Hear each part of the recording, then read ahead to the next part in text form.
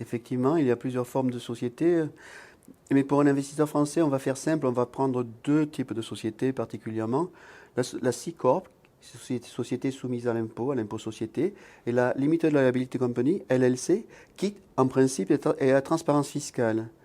Ça veut dire qu'une C-Corp se rattache à ce qu'on pourrait appeler, ce qu'est une SAS en France, donc soumise à l'impôt. Elle paie l'impôt, on distribue des dividendes et on repaie l'impôt sur les dividendes. Une LLC n'existe pas sur le plan fiscal. Ce sont les associés qui paient l'impôt. Donc il n'y a pas d'impôt société.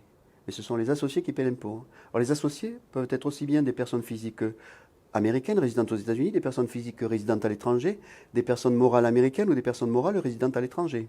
Quand on est dans ce schéma, l'associé paye. Si c'est société américaine, si c'est résident États-Unis, pas de problème, ça rentre dans les revenus de la société maison mère ou de l'individu.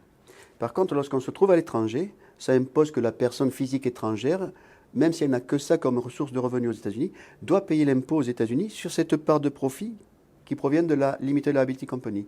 Et si, elle doit s'inscrire donc auprès du fisc américain. Et si c'est une société étrangère qui est associée dans la LLC, elle aussi doit s'inscrire auprès du fisc américain et faire une déclaration de revenus sur ses revenus américains et payer l'impôt sur ses revenus de source américaine.